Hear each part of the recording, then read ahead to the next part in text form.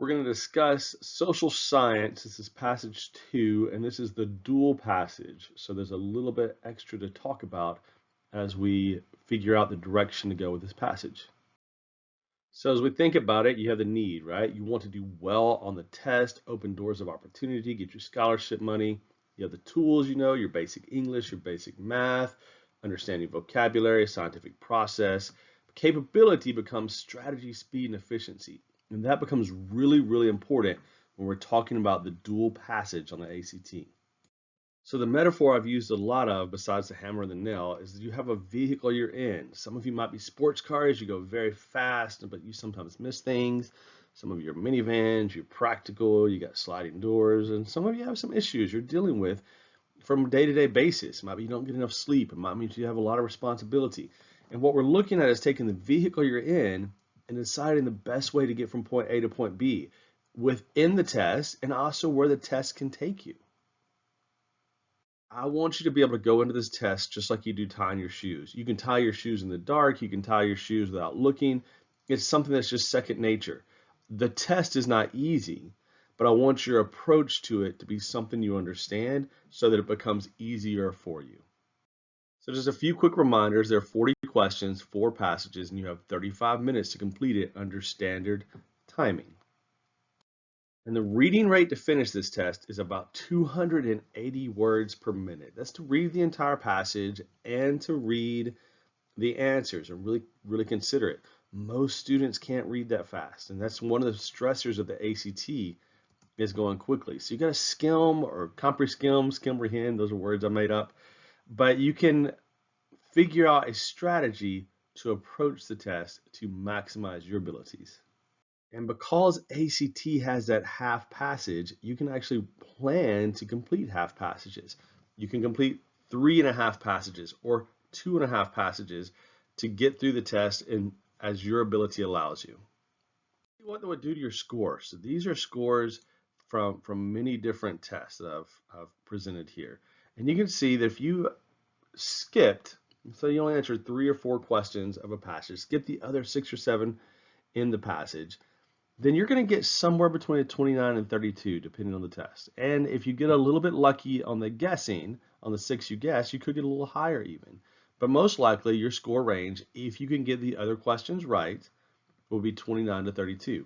If you miss some questions, you'll need to know about how many you miss per passage. You can still calculate what your score will be. Go into the test knowing what you're capable of. So in addition to being the dual passage, this particular test is a social science passage. Social science falls in the inference side of the scale. I personally think the social science is almost always the hardest passage on the test. Everyone wouldn't agree with that. They're relative, but they have challenging questions. They're more referenced. They often tell you where to point. They're not in order frequently. They're scattered throughout the test. So I think it's one of the slower passages to get through to get correct. The reading isn't that much more difficult. I just think the passage itself, the way it's organized, can be a little tricky. Now, just in general, reminder that you need a strategy of how to approach the test. For those of you that read well, read and answer. That's perhaps the best strategy. Read the passage, answer the questions. If you have difficulty remembering what you read, Google summary and answer, or if you're trying to go a little faster, and then map and answer is a strategy that works on the inference passages, so you can try it on passage 2, but it works best on passage 4. But you can try it on passage 2. Sometimes it works, sometimes it doesn't. So let's look at this passage. The first thing you want to do is read passage A. After you read passage A, you're then going to answer the questions on passage A. There's usually 3 to 4 questions on one passage. So read or skim, depending on what you're going to do. You can Google summary. Remember, that's where you write 1 to 2 words out to the side that says, here's what I just read, and then go to the questions. So pause the video if you haven't done this already and read passage A. Okay, so you've had time to read passage A. Now let's go through the questions. Okay, number 11, the author uses the words or phrases thickets stretch in every direction, an extensive forest, in lines 6 to 7. So we know that's here, line 6 to 7 is made it bigger, to emphasize which of the following points. So read through this paragraph, read through this section. For From China, he found thickets of wild apples stretching in every direction, an extensive forest of fruit-colored russet red, creamy yellow, and vibrant pink. Nowhere else in the world do apples grow thickly as a forest or with such incredible diversity. So we can say it's definitely not choice A. It's not about how challenging it is to navigate. You might have answered choice A if you weren't reading carefully. Let's see, choice B, the apple varieties would be difficult to catalog. There's nothing in there about difficulty, so we know it can't be B. So we know it's not A, we know it's not B. And then the diversity of the plant species, or the magnitude of wild apples. So the diversity of this plant species, it's not about plant species in general. It's not just about every plant, it's about apples. So it has to be choice D. So D it is. The author of passage A most likely states that wild apples growing in the Tian Shan looked like apples found at the local grocery store to support the point that. So find where that was said. It's around line 15. With extraordinary presence and few facts, so he suggested that wild apples had seen growing in the Tian were in fact the ancestors of the modern apple. He tracked the whole process of domestication to the mountains where the apples looked awfully similar to the apples found at the local grocery store. So then we want to break down what the answers say. Many of the apples stocked at the grocery stores are harvested. We know that's definitely not true. We know they're not harvested there. He's just saying he found them there. In the Tian Shan, Vavilov had likely found the wild ancestors of the domesticated apple. I think that's probably true. He's saying that's what they look like. So we're going to say probably. The wild apples growing are the most popular varieties with consumers. We don't know. It doesn't say that. So H is out. He had found new apple varieties to introduce to food producers. No, he's making the point that it's most similar to the apples of wild ancestors. So G. Passage A makes which of the following claims about plant species that are found in Kazakhstan? So we see these terms, 157, 90%, and we say, well, where does that come from? So we see it around line 34, 35, at least 157 other plant species found in Kazakhstan are either direct precursors or close wild relatives of domesticated crops, including 90% of all cultivated temperate fruits. So let's go through and break this down. Approximately 157 of cultivated temperate fruits originated in Kazakhstan. And we can see it says at least, that doesn't mean approximately, that means at least 157 species are direct precursors to domesticated crops. So that's not exactly what it says here. So we're going to say A is out. 90% of all domesticated crops are either direct precursors or close relatives. It says including 90% of all cultivated temperate fruits. That's not all crops, right? Because we have other types of crops. Of this plant species found in Kazakhstan, 90% are apples. We have no idea. Temperate fruits don't necessarily mean apples. At least 157 species found in Kazakhstan are either direct precursors or close relatives to domesticated crops. Absolutely. It says that at least, it gets the right number, so the answer has to be choice D. Okay, you had 3 questions for passage A. You could have done that rather quickly. If you could only do half, then guess on the others. Would have been guessing on 7.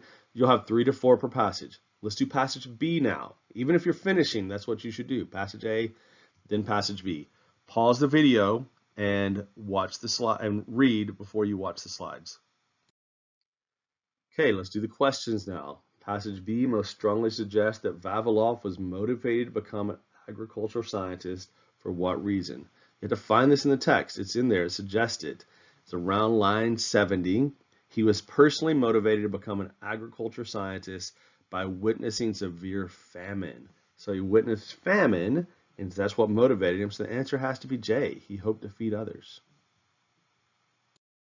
Question number 15. The author of passage B uses the phrase whittle away in line 80 to refer to the way apple varieties have been. So if you're only doing a half passage and you're running out of time, You could still maybe do question 15 because it tells you where to look. So we look at line 80. You want to read before and after the line. I see the word whittle before it as well. In the very real sense, the forest of wild foragers and the orchards, or the wellspring of diversity, in our time, society whittles away the resilience of our fields and orchards down to its breaking point. So they're taking it away. They're taking away the diversity, and that's causing problems. Then we see line 80, and whittle away we have done. So we've diminished the diversity. We've lost the diversity. Here in America, according to apple historian Debussy, 16,000 varieties have been named and nurtured over 4 centuries. By 1904, however, there are only 7,098 of those varieties that could be discerned. So they're taking away variety, which is causing problems. So let's see which one this works with. Gradually lost from nurseries and catalogs. That sounds right. Gradually lost, whittles away. I'm going to say probably A. Modified. There's nothing about being modified. They're not modifying it. So choice B is definitely out. Weeded out. They're not intentionally getting rid of them. So not weeded out. Pared down to a few varieties. No, that's not intentional. It has to be A on this one. So yeah, absolutely. A, gradually lost. Look at this number 16. Another question from the same area that you could go directly to. As it is used in line 82 to 83, the phrase named and nurtured most nearly means. We just read this in question 15.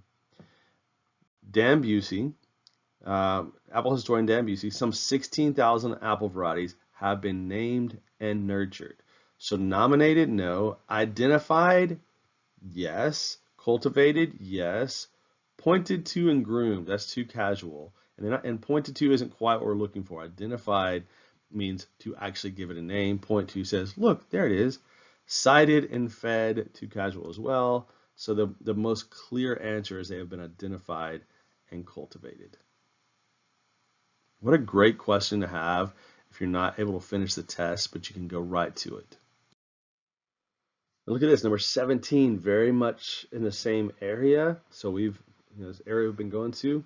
Passage B, it can most reasonably be inferred from the third paragraph that centers of crop diversity become crucially important when, so this is the paragraph where it says in a very real sense, the forests of wild foragers and the orchards of traditional farmers and such centers of crop diversity are the wellsprings of diversity that plant breeders, pathologists, and entomologists return to every time our society whittles away the resilience of our fields.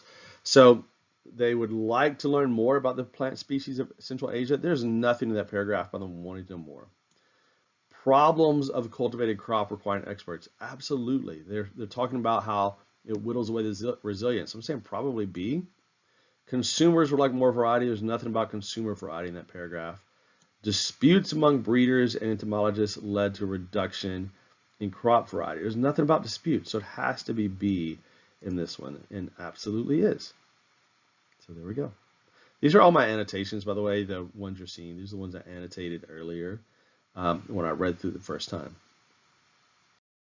Which of the following statements best describes the tone of the two passages? We'll pick one passage or the other. Since we've been doing passage B, let's go with that one. Is it dispassionate? No, it's definitely not dispassionate. There's a passion involved. So I'm saying F is out. Is it optimistic? Oh, definitely not. It talks about whittling away diversity, so it's definitely not optimistic. Cautionary? Yes, most likely. Sentimental? That might be the second best choice, where you're saying the person longs for this variety of apples. Is passage A, though, accusatory? No, passage A is celebratory, so it has to be H.